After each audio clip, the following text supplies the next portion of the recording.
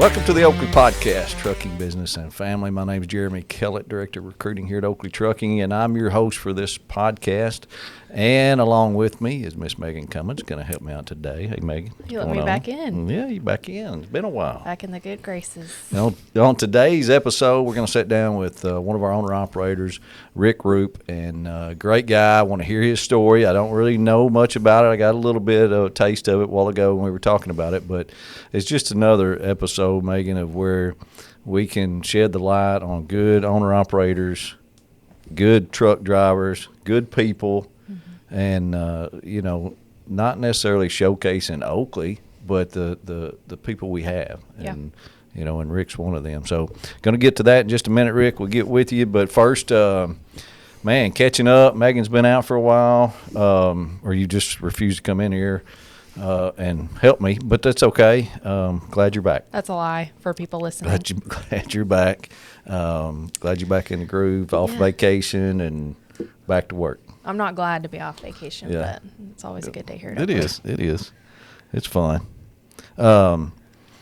Sponsors, Central Arkansas Truck and Trailer. I've got nothing but raves from those people that are using them. Have you ever used them, Rick? No, sir. Okay. Good stuff from them. Those guys take care of all truck drivers, but take special care of our owner-operators, as always. And got a new sponsor coming up in September. Can't let that out yet, but it's going to be a good one. It's going to help our owner-operators a bunch. And, let's see, next week, when they be here. September? Well, they're going to come I think we're going to do it the same time because they're going to come do an episode with me. So our new sponsors, looking forward to that. That's going to be fun. We'll kind of keep that under wraps until then because they want it to be a big surprise. It's mega under wraps. I don't even know what it is. That's right. Does anybody else know? Annabelle, probably. Anybody else? Yeah. Okay. A few people probably. Not me. Arrow Truck Sales, you had any dealings with Keith lately?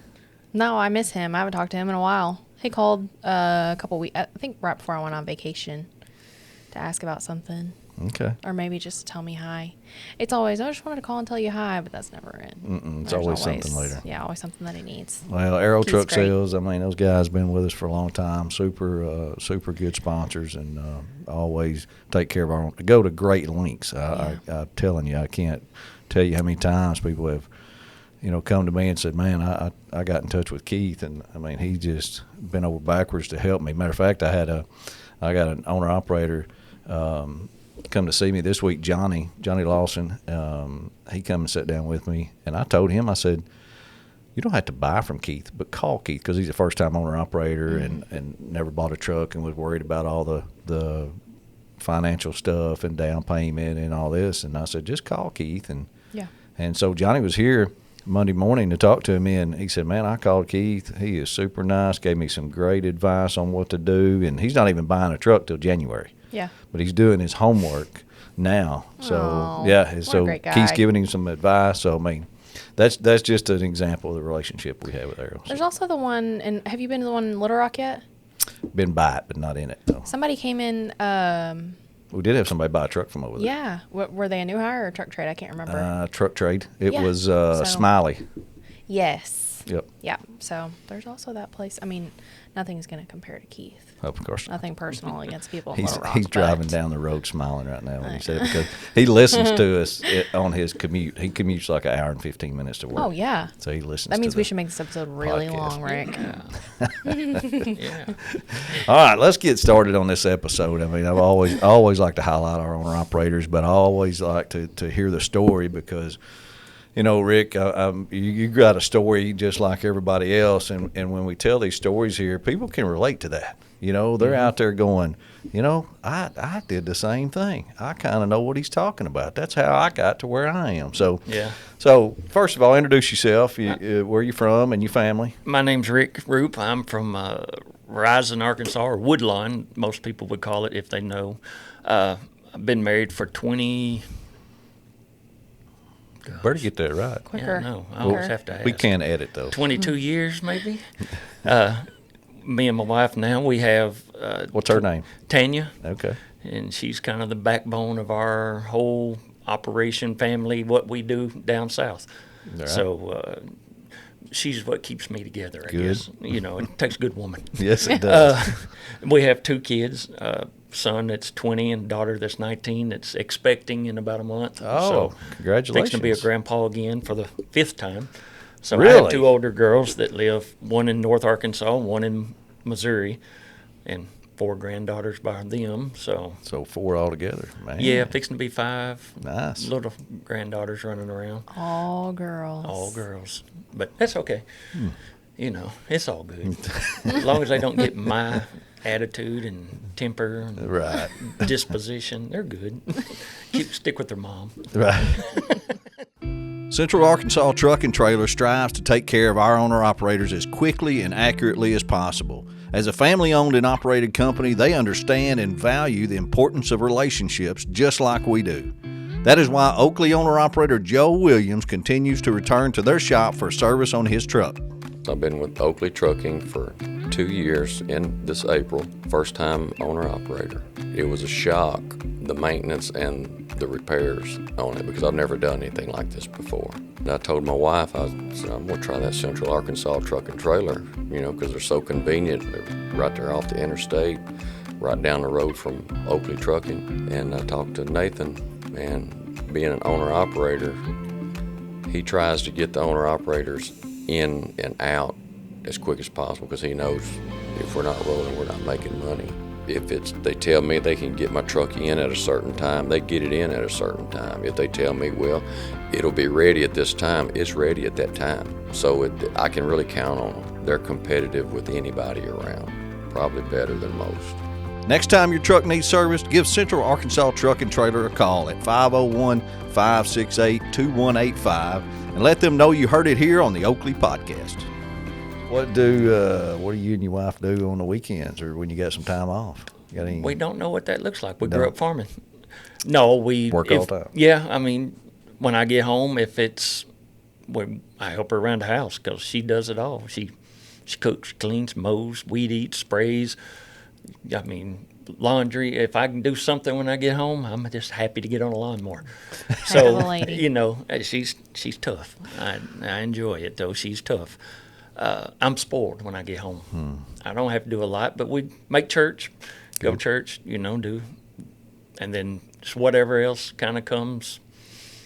We kind of, where we live, we're on a little 85-acre place of our own back in the woods, and we stay to ourselves. Nice. We don't camp, we don't go fishing. I mean, Well, we enjoy. It doesn't sound like you have to with 85 acres. No, it's all right there. It's like I tell her, when I'm in that truck, it's almost like a glorified camping to me. Yeah. So, and I enjoy that. It's nothing bad. What got you started in trucking? Farming. I grew up row crop farming. When I was 5, 6 years old, I would be on a tractor with my grandpa around Wabasika, Alzheimer area, if you're familiar with where that is. Yeah.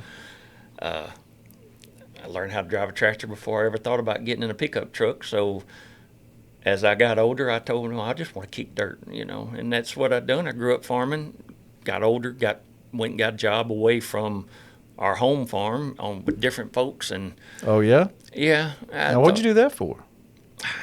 Just seemed like the thing to do. Work for somebody else? Yeah. I mean, I could sit there and work with my uncle for years, and it would have been fine, but it was just, it's one of the things you feel like it's time to move along and try.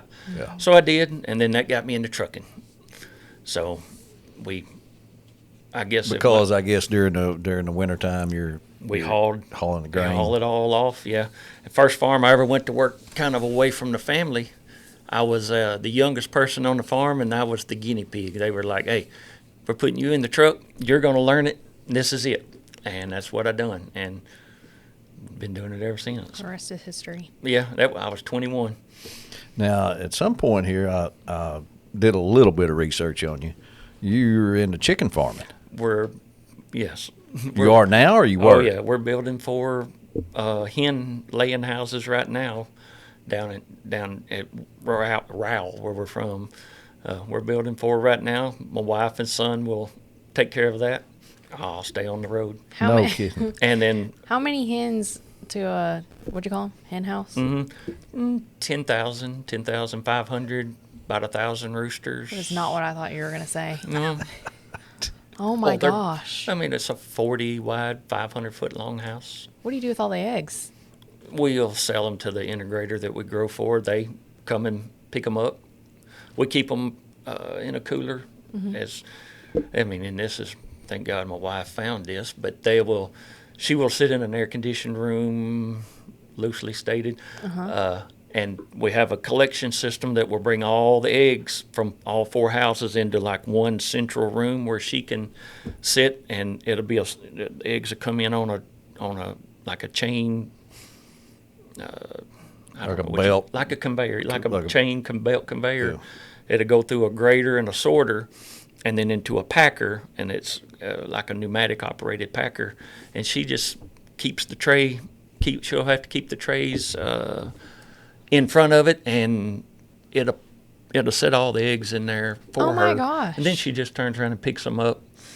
And it's got 9 jillion sensors on it, from what I understand. And if she gets I them back can tell up, you right now, she's going, no, there's a lot more to that. oh, there's a lot. There's a lot No, more sir. to that. Let me tell you, when we first got into hen farming, me and her, was in 2008. We built our first 2 houses. We did it by hand. Oh, wow. And when you first start off, first few weeks picking up eggs, you're thinking, oh, this ain't bad. This is going to be okay. About 6 weeks in, you get into what they call peak. I don't know, 6, 8 weeks in, you get into what they call peak laying, where it's 9,500 eggs a day per house. Oh my gosh. That's So- when you scratch your head, what did I do? So you're adding houses, or you guys already We have? sold that farm, You sold that farm. and I came to work here. Okay. Well, I was here about a year and a half. My son, he said, he was moping around one day, and he said, I miss that farm. I said, well, I do too. He said, I want to get back in it and do that as my career. Now, he's 17 at the time. I'm thinking, okay, sure. I wanted to do that when I was 17. Yeah. Didn't think nothing else about it. Well, where we live, we had a neighbor that's always told him, when I get ready to sell, y'all buy my land. Do whatever you want with it. He got ready to sell. My son went up there and talked to him. We went and bought his land. I thought, no problem. We can buy the land. That ain't no sweat. We'll just keep rocking on. Well, here it come again. I want chicken houses. This is what I want to do. Me and my wife looked at each other and thought, we done this 15 years. Yeah. We're done with that. We don't want to pick up eggs. Well, we told him one night, if you find an integrator that we can build for, we're doing okay. I mean, we ain't rich by no means. We're doing okay. We will build them, finance them for 20, 30 years. It's like having a house payment now. And when you get old enough and we can get them paid off, here it is. Oh, that was the wrong thing to tell a 18-year-old kid. He went off. About 3 days later, he come back. He said, "Well, we got a meeting Friday or Monday in Rising with so and so, and I think we'll be able to raise birds, build houses, and raise birds for them." We went to the meeting. We walked out of the meeting an hour later, and we was ready. We was going to the bank, getting bids. Wow. Oh yeah, it was game Happening. on. And then of course, when you involve the bank, everything slows down Oh, to yeah. a crawl. Well, Yeah. that's kind of what happened. It took a while to get that ball going, and then we got past. We finally we knew we could get the financing. That ain't a problem. But once we got past that, then Mother Nature set in, raining. It can't move dirt in the rain. Took a while to get them built. Yes, sir. Well, we're still building. Still building. Yeah, we got sticks in there, and Still got a ways to go. got a long then. ways to go. I got you. But So we're this getting is- there. This is what's happening now. So You need a chicken tender? Oh, I eat chicken still. I don't care. No, I mean, I think I could be a chicken tender. sort Think so? eggs. Yeah, I know probably. you could. I'm sure you could sort eggs. Yeah. You don't have any It of ain't those that'll hard. let you. You can't crack any of them though. No busting them. No, can't bust them. Oh. Gotta Well, have. you've got 9,000 a day. Oh, yeah, but that's There's Yeah, room but for that's money. mistakes, right? that's money. No. There's a training period. You'd be fired quick. About 5 seconds with my wife is the training period. 5 seconds. It was the first farm. It was about 5 seconds of her. She said, "Rick, you always too big of a hurry. You're messing up. Dirty eggs. They got to be clean. They got to be turned the right way. They can't be cracked. They can't be broke. Can't be messy." And I'm thinking, Yeah, I'm thinking get like 'em, Megan. Let's stick them in the box. Let's make them move. You're not thinking quality control there. You're just my thinking. wife was thinking quality control, and that was the wrong thing You're for Rick to thinking. think. You're thinking dollar bills. No, I'm thinking pennies. Pennies. Get out. Yeah. Get, as a country dum-dum like I am sometimes, I would sit there thinking about how many eggs does it take to make a profit? Well, I got to thinking about it one day. Per egg, we made 1 penny. And let that sink in for a little while. Yeah, let your son hear that. Oh, he knows. He got a whole bunch of that back So then. that makes sense of why you're in the trucking business now. Yes, sir. I told him, I said, son, I am not ever thinking about, don't even think about going back to playing in chickens, but I'll go do it. I've kind of, the road lets you do a lot of thinking by yourself. And I thought, yeah, if I have to go back, I will. It ain't what I want to do. But it's at home. It's what it is. So, but as long as I can continue, they handle the farm. I'll handle this for ever how many years I can stay here. I was reading some of the notes that we keep good notes during the recruiting process when you were talking to Dustin and back and forth, and I was reading some of them before I came up here, and I saw where you had you backed out once. I backed out twice. You were about ready to buy a truck, I was, and you were yes, thinking sir. about coming over, and I was and it looked like you changed your mind. I was sitting in the down at Texarkana, Rush Peterbilt one Friday 4th of July. Me and my wife was sitting in the office, fixing to sign the papers on a new truck to come here, pull a hopper for y'all, and you've got your wife gives you that look, and you think, yeah, we got to have a talk. We were sitting there. I mean, the pen was in hand basically, and I could see that look. And I looked down at my phone. It was almost lunch. I said, "Hey, you mind if we run to lunch?" And he said, "Yeah, y'all go eat lunch." I said, "She ain't feeling good." Well, wife, Brian and Sam, they were both with us. So we loaded up. We went down in Texarkana there and found us some lunch. And she said right then, she said, "Rick, the good Lord is not. I'm not feeling this." And she said, this just don't feel right. She said, "Yeah, I know you want to go to work for Oakley." She said, "But it just don't feel right." We go to church every time we can, but now I think the good Lord talks to her way more than he talks to me, or he just keeps me out You of don't trouble. listen. That's I don't what it listen, is. no sir. Just kidding. He keeps me out of trouble. Good Lord's got a sense of humor. He takes care of dummies like me. Well, hindsight 2020, that was probably the best decision we made not to buy that truck. For the simple fact is, we rocked on there. That was in July. We rocked on there for another 3 or 4 months, and it started having issues on the farm. I needed to be there more. We also had 4 older houses at the time. They were a handful, and it was a good thing that we didn't. Yeah. So it finally worked out to where I could. But yeah, I backed out twice before. First time I never even got to thinking about buying a truck. I just was like, I was scared of the process. So the Very scared.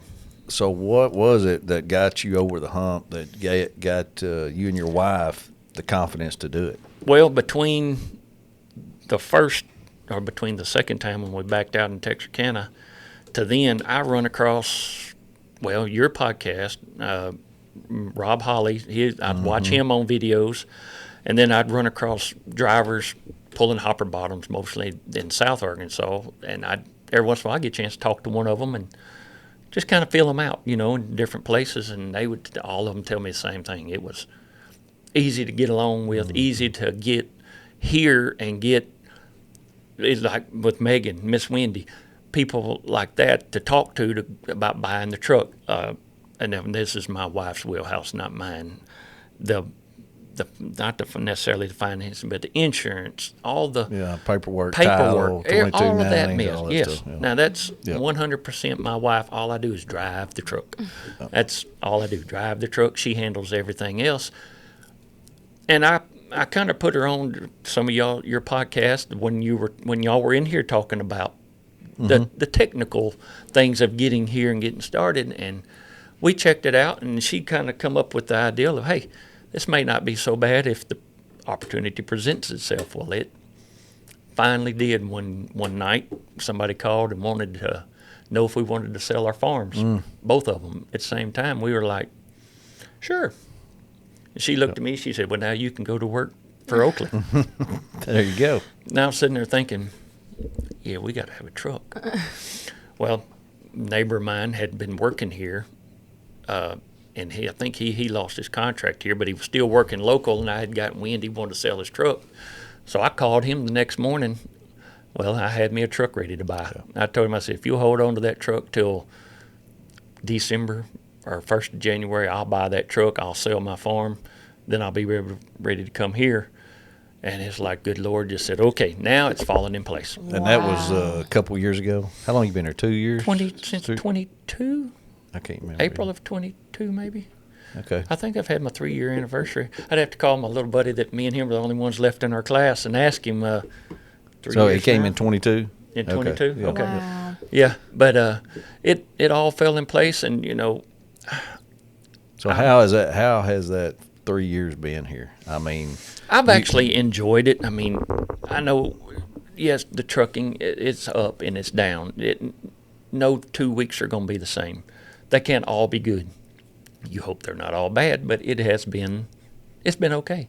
I mean, I could gripe about a golden egg. I could gripe about it, I promise. But I can't say, I don't want to go nowhere else, let's put it that way. My wife would tell me, she said, Rick, you're the world's worst. You ain't never happy with a job. Well, no, I'm not, but I always think I'm supposed to be trying to do better for myself and for our family. Mm-hmm. But with here, I've kind of decided that, hey, maybe I need to try to drive more. The procrastination will kill you. she enjoy you being here?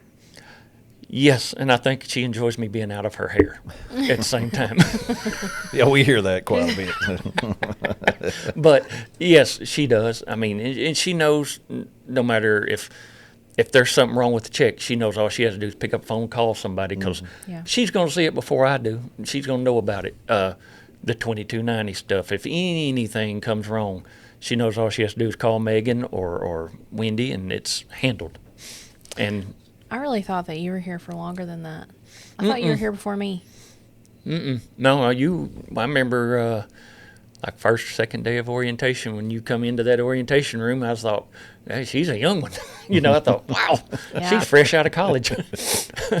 Oakley stole the youth. Now I'm an old, haggard woman. Oh, Yeah, come right. on. Just kidding. But no, to answer your question, no, it's to me. I don't want to go nowhere You else. started on the hopper division? Yes, sir.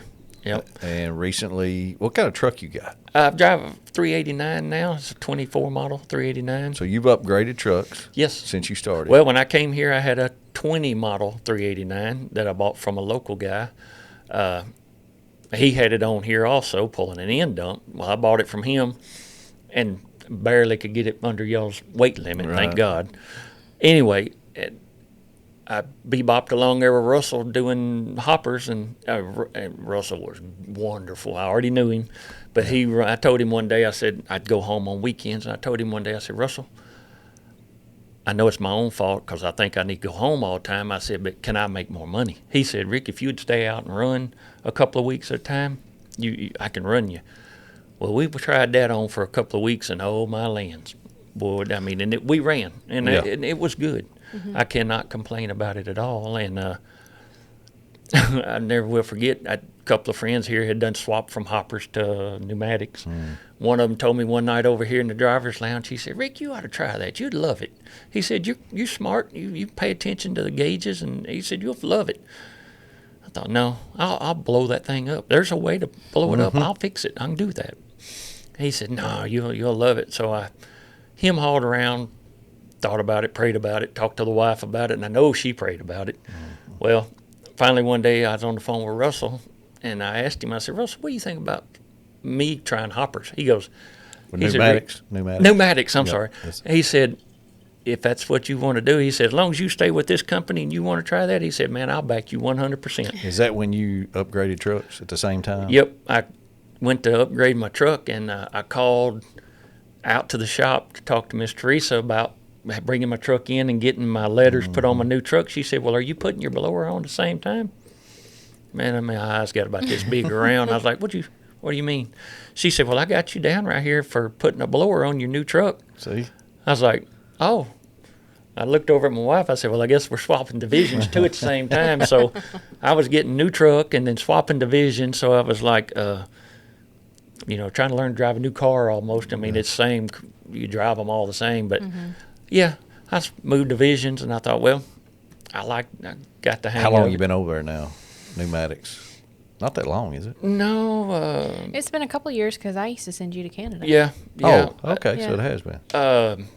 October of 23, I moved Okay. to pneumatics. Yeah, I make him get my paperwork to run up to Canada all the time, and my dispatcher I had there, I always told him, I said, now, dude, I'll stay with you. Won't move until you decide you want to move up or do something different. I said, then I'm going to think about maybe the plastics, just because. Why not? Well, when he made his change, I thought, well, I think I'll try that too now. So I just made a phone call to Austin. Well, I called Stu first, and Austin answered the phone. I got talking to him. Well, lo and behold, the world keeps getting smaller. Of how he knew people that I knew, that he went to school with folks from down at Woodlawn. And before that conversation was over, he said, well, you want to – I was on vacation. He said, you want to be here on August 4th and start pulling plastic? Okay. Well, So how you like it? This What's year? the difference? Sorry, Megan. Go Oh, ahead. I was just saying this year, like a couple weeks ago? Just Oh, a couple okay. of weeks ago, yes. Yes, ma'am. There is a lot of difference. I think, me personally, because I freak out, panic over every little thing. When I'm loading or unloading, I'm a pacer. I walk back and forth, watching. But the biggest thing I can see is the washing out, drying down, that whole process of making sure everything is 100% clean. On the dirt, yes, you wanted it 100% clean, but it's just easier to seem like it was at the time. But now, granted, I've only been doing this, Those little- 2 weeks? Those little pellets can get I hear they can get hung up They in can some get different everywhere. places, yeah. Yes, For sure. kind of like sand. Sand gets everywhere. Well, it's sort of the same thing I think with them pellets. And I've had guys say, "Hey, just bear with it. You'll find your groove and your routine, and it will be fine." And hey, I've enjoyed it. I Good. mean, honestly, I've had 2 or 3 drivers tell me, "said Now, Rick, it's going to be a little different for you than the dirt because it's cleaner." And I thought, nah, it won't be cleaner. You can't, Well, it is. It's way different, So here we are. We've been talking about some stuff here in the office, and I've been curious to see what everybody says about myths about truck drivers, which we kind of ask everybody that we have on about that. What they think a myth is and what they wish the general public would know about truck drivers. And I don't know, maybe we're just biased towards you because you're a chicken tender and you live in Arkansas, but I'm really curious to see. That's a thing. Have you not heard of that? You No. do tend chickens. Yeah. You tend to the chickens. Anyways, so we're just, Okay. you'll have to tell Miss Tanya that whenever you Oh, go I will. home. I'm going to tell her that one. So we want to know what you think the biggest myth about truck driving is. That we're just a bunch of derelict people that live out of the back of our truck and we don't take care of ourselves. When, lo and behold, I mean, you look at me, I'm not exactly the beacon of health. And I don't necessarily try to take care of myself very much, but here in the last 4 to 6 months, I've decided, hey, I got to eat different. I've got to do different in the truck. Besides truck stop fast food, McDonald's, no offense, or anything like that, I've got to take care of myself. And otherwise, I can't get up and in and out of that truck one of these days. And Yeah. but That's kind of hard to do, isn't it? what's that? Running over the road, eating right. Yes, sir. It really is. I had a You friend take that a bunch of stuff with you. Yeah, I try to leave home with a month's worth of food, month's worth of clothes. Oh man. And I overindulge on a 34 somewhere, and I'll have 3 weeks worth of food and a month's worth of clothes. Yeah. But it works. Walmarts are everywhere, thank God. But I had a friend that I met here. He told me, I've actually had 2 or 3 friends I've met here that told me about cooking in their trucks. And I thought, I don't cook at home. I sure ain't going to cook in my truck for me. Well, I tried it. Bought me a little electric skillet and started cooking what I wanted, which, I mean, I'm a guy, steak, and potatoes. But potatoes ain't no good for you, so I went with steak and green beans or cabbage, cauliflower, asparagus, eggs, of course, and that's worked. I've probably in the last 6 weeks, I would say I was down to 234 this morning, so I've probably lost 15 pounds, 15 pounds, maybe. Rick. It ain't a That's lot. good. And, I mean, judging by my fat rolls, I can't tell it still. But, you know, at one time back in 2020, I was down to 210. And then, of course, working down south where I was working previously, I just run, Well, got to where I wasn't taking care of myself again and just It's like, I Start mean, you're sitting creeping on You're it. sitting a lot, just like we are in the office. It's very challenging. Yes, sir. You know, to Yeah, do I it mean, too. it's like I've heard you talk on this podcast before to older drivers about getting their steps in, getting out walking. Yeah. That's something that I need to do it more. I don't do it near what I should. Well, it's got to be hard to do, though. Yeah. I mean, Well, and what scares me, it don't scare me, but what bothers me is you get to truck stop, you get to a rest area on the side of the road, or just a lot of places you go to, you get out of your truck and it feels like right now you have to watch your back. And it's always been like that. It's like you feel like you're going to get knocked in the head. Well, and that's just, I think that's part of it from coast to coast. And then it's also, it goes back to the people think we're just derelict truck drivers. Some of the smells that you get around a truck stop, it makes you shake your head thinking, where did we go off the rails? Yeah. You know, we're better than this. I can remember when I was a young boy being on the road and you pull into a truck stop and you see all the old school, what we call old school truckers. The worst thing you seen was some cigarette smoke, basically. And now it's just, you think, well, where did we go wrong? Right. What's Yeah. wrong? Other than that, I really just don't know. well, I mean, we've had this conversation a bunch about, you know, what the general public perceives of truck drivers. And, I mean, once again, we try to show them that's not what it's about here. That's just true. Just Yeah. like you. And, I mean, of course, our owner-operators are, you know, an exception. I mean, we got some really good ones out here There are. that take care of themselves, that look good, are proud of their job, proud of their truck, proud of their company. Oh, I can think of 2 or 3 of them right off the top of my head. Every time I see them, I'm thinking, dude, do you drive a truck like I do? Because you're always, you look Pristine. good, you dress good, your Yep. truck is always just immaculate. I'm thinking, I can't do that. You know, I can. It's called lazy. I know what it is.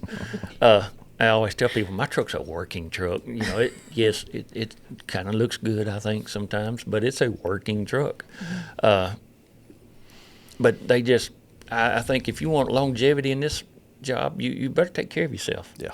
I mean, get out of that truck and go walk around.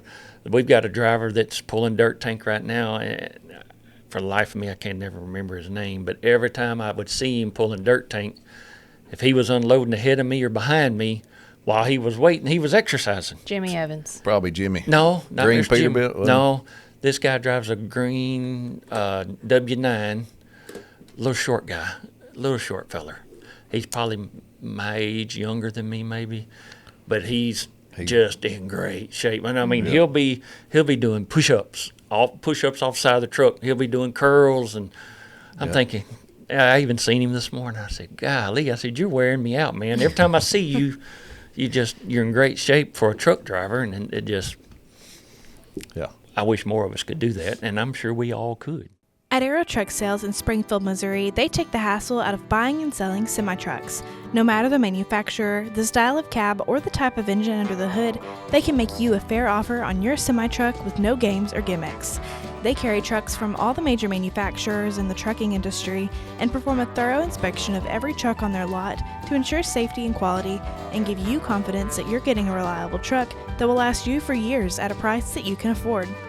Aero has partnered with Oakley Trucking and the Oakley Podcast for years and are proud to provide our owner-operators with trucks that meet Oakley's qualifications and each owner-operator's specific needs.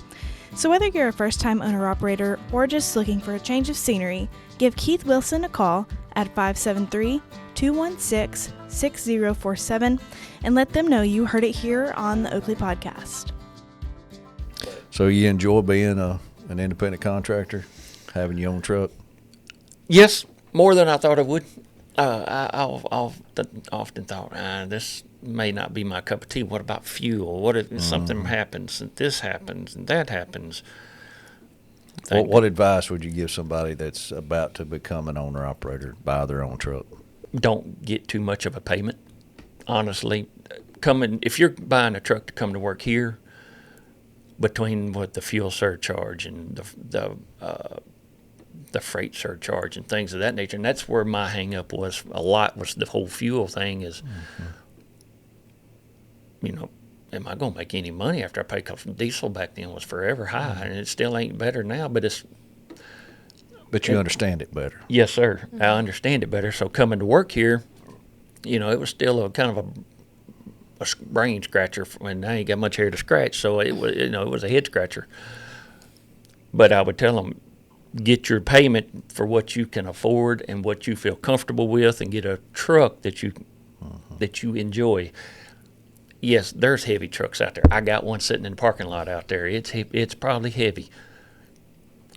But just guys coming over here to pull hopper, you can get a truck that will make you excellent money, won't use fuel. Just do your due diligence homework first. I didn't. I knew what I wanted to drive. I've always drove a Peterbilt, a 379, 89. No, that was all Rick Rupe was ever going to have. That's just as what it was, and that's what I still got today. But you were able to get in a truck that was already here. Yes, sir. Or just here, and it was a little bit older model. You felt comfortable with the payment. Yeah. And that was, and then you upgraded. Yes. To what you wanted. Well, same truck, just a few inches shorter than my first one was, a little different color, and darn near the same amount of money, and it was brand new. We see that all the time, Rick. We see it, guys trading up every week. I mean, how many truck trades you do a week? A lot. A lot. I mean, of guys upgrading their trucks, and they start out with what they can afford and what they kind of feel out the company and that kind of stuff, and then they go buy that what was, they want. I mean, with me and Tanya, when I first started here, that was kind of the thing is we were having to offset the money that we made in the poultry houses with Oakley here. And like I told you earlier in the beginning, I was going home more, and then it was kind of like, oh man, this is fixing to be bad because I'm not making what I need to make. Well, that's when I finally had to have that discussion with Russell, and everything changed, and I figured out, hey, I can stay gone from my bed at home more than 3 or 4 weeks, or more than 3 or 4 days. Yeah. And when I started doing it 3 or 4 weeks, the money's okay. Yeah. I can't complain about that. Good. Oh, I would love more. Who wouldn't? Who wouldn't? Yeah. I mean, I guess we don't take jobs to get rich. But we want to do more. You want to be survive. comfortable. Yes, sir. Want to be comfortable. Yeah. Yes. And I'm glad. And I know it's not easy for everybody. I mean, it's what I do and what you do and what you do and what Annabelle does. Everybody's in a different boat out here as far as what we have to pay for, what we have to deal with. And I understand that for other drivers. And I know of a couple of guys that they have a hard time. It's a struggle. But I always think, good Lord's got a way. He's always got a way. Well, finances is a big, important role when you become an independent contractor. You got to learn how to manage money, or you're going to. Thank God my wife can squeeze out every penny out of everything. I tell her she's still got her 3rd grade milk money. And it probably done made interest. Probably. So. Well. Man, I appreciate you coming on and telling your story. Great story. I don't know if it was good or not, Mr. Jeremy, but I try. I'm just, it's like I tell even my friends, look, I'm kind of I always say it, I'm a redneck from South Arkansas, but hey, I speak country and talk country and whatever, but that's about all I've ever known is how to grow up in the dirt and play in the dirt, and now I get to ride around and see things on the road that I would have never thought that I could see, or I've been places I never would have thought I would have seen. So it's been enjoyable. Yes. We'll have to make a field trip to the Rupe Chicken Farm. Oh, yeah. Well, that's what I was going to say. Tell your wife that backup plan if this thing don't work out here for Megan. She's Yeah. got a backup plan. yeah. She wants to be one I'll of send in them my resume. Yeah. chicken tenders. Chicken tenders. Yeah, it was a joke, I but want clean eggs. Clean. And no cracks. do I get free eggs if I work there?